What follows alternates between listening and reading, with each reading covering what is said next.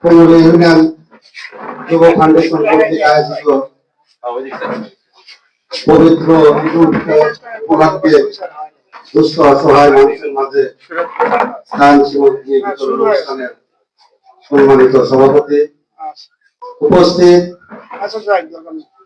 এই প্রতিষ্ঠানের আমাদের সবচেয়ে পরিচিত লোক, আমাদের নয়নমণি এলাকায় গান্ধী হিসেবে পরিচিত আকরাম ভাই, প্রতিষ্ঠাতা এখানে ওনার ছোট ভাই জিএম হুমায়ুন কবির, এই যুব সমাজের সকল সদস্যবৃন্দ, সামনে উপস্থিত দুস্থ অসহায় মানুষের অংশ। প্রতি বছরই আকরাম ভাই তার যুব সমাজের মাধ্যমে দুস্থ অসহায় মানুষের মাঝে কিছু না কিছু সামগ্রী বিতরণ করে। আমি এ কথাটা গত বছর বলেছি, আকরাম ভাই একজন সামান্য একজন পুলিশ চাকরি করে।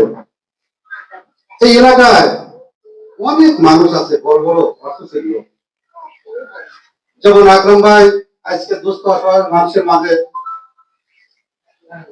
যত সামান্য ত্রাণ সামগ্রী দিচ্ছে। এলাকার আরো যদি বৃত্তিশীল লোক, অর্থশীল লোক আগে আছে, আমার মনে হয় যত অসহায় মানুষ আছে সবার সাথে পৌঁছাতে হবে।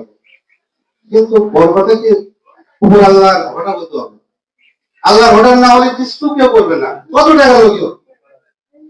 আমি আকরাম ভাই একজন মহৎ মানুষ, চাকরি করে, সে একজন এলাকার জন্য কিছুদিন আগেও আমাদের এই মাঠে বিশাল জালসা করল।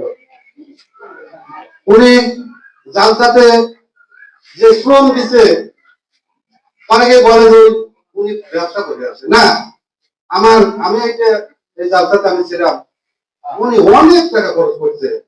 উনি কিছু বলে উনি এলাকার লোককে উদ্বুদ্ধ করতেছে যে কোনো ইয়ের জন্য যাতে মানুষ এই থেকে মানুষ আসে, এলাকার মানুষকে যাতে ভালো কিছু করে।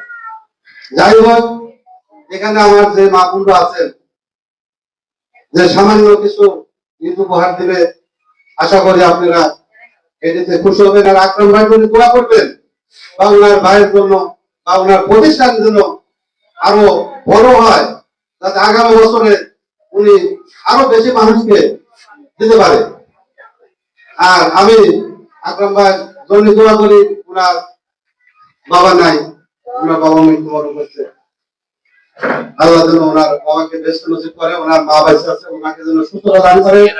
আর আকরাম ভাই যেন দেশ ও জাতির জন্য যতদিন বেঁচে থাকে মানুষের কল্যাণের জন্য কাজ করতে যেতে পারে, আমি এই আশাবাদ ব্যক্ত করে সবাই সুস্বাস্থ্য কামনা করে সবাই ভালো থাকবেন, সুস্থ থাকবেন, এই আশাবাদ ব্যক্ত করে আমি আমার বক্তব্য শেষ করছি। আসসালামু আলাইকুম।